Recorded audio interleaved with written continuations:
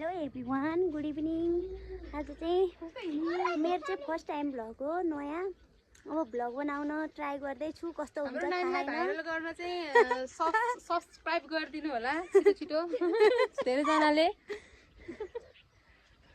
यहाँ चाहिँ हाम्रो भाइ छ। हाय भाइ, हेलो भने है। हेलो। तिमी के गर्दा भन्देऊ न?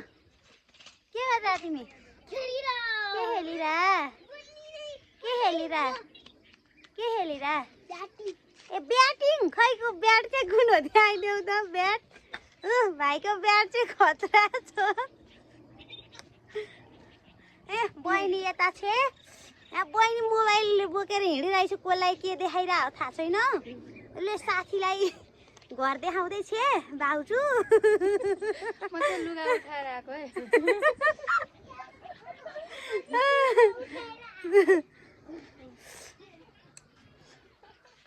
ऊ माथि चाहिँ दिदी बोलिरहनु भएको छ। माथि कता हुनुहुन्छ? आवाज मात्र सुन्ने हे। त्यतातिर आवाज मात्र सुन्ने हे। भाइ तिमी कहाँ जान लागे? यो चाहिँ घरको गेट बाहिर यसरी यस्तो फुलहरू छ। यो चाहिँ गोदावरी फुल, यो पिङ्क र रेडमा छ यहाँ चाहिँ, अनि व्हाइटमा नि छ यतातिर चाहिँ। अनि यिनीहरू फुललाई चाहिँ के भन्छ नाम चाहिँ आउँदैन। ए बुकी फुल टन्नै छ। बुकी फुल चाहिँ भुइँभरि छ बुकी फुल। अब त भित्र चाहिँ भित्र पनि छ गाइज फुल। यो चाहिँ मेसिनमा राखेर आज धोको, मेसिनमा राखेर यसरी सुका। अनि यहाँ चाहिँ फुलहरू बिचमा यस्तो छ। अनि लालुपाते प्लान्ट, लालुपाते। यहाँ चाहिँ एलोभेरा छ। यो चाहिँ आरुको रुख हो। आरुको बोट चाहिँ यत्रो भएको छ। यो चाहिँ के यो पत्थरी भएको बेलामा चाहिँ खाँदा चाहिँ ठिक हुन्छ भनेर यो हरियो नि हुन्छ, राम्रो सधैँ हरियो भयो अनि भएर नि रोप्या हो। तर मेन चाहिँ पत्थरी भएको मान्छेले यो खाँदा चाहिँ राम्रो हुन्छ अरे, अलिक कम हुन्छ। यो खुर्सानीको बोट यहाँ पनि छ। अर्को खालि एलोभेरा छ। एलोभेरा छ यहाँ चाहिँ।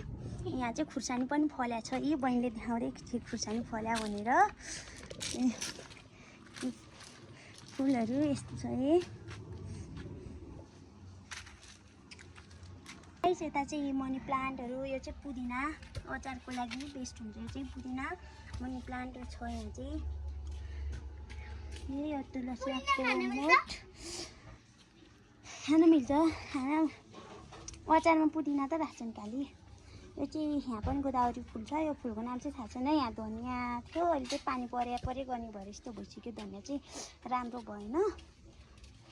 यो पनि मनी प्लान्टै हो। यो पनि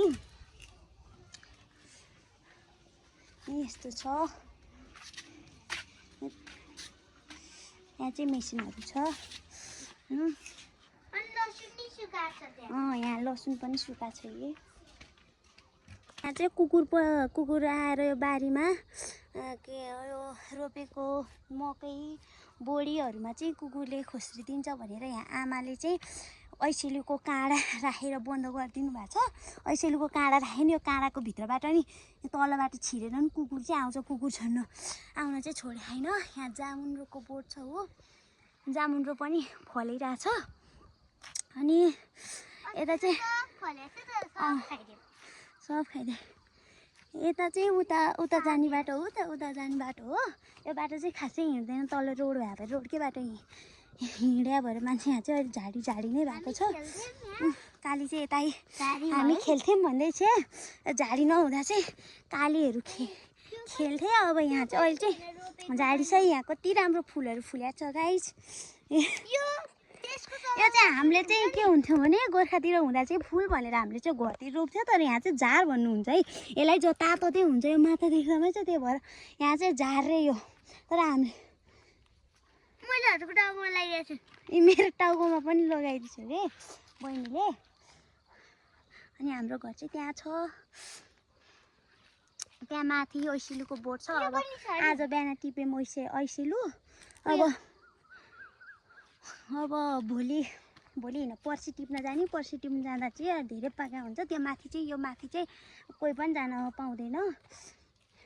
तलतिर चाहिँ हिजो ऐसिल खान जाँदाखेरि केही पनि रहन्छ सबै खाएर सघाइसक्नु भएको रहेछ सबैजना आएर। त्यही हो गाइज।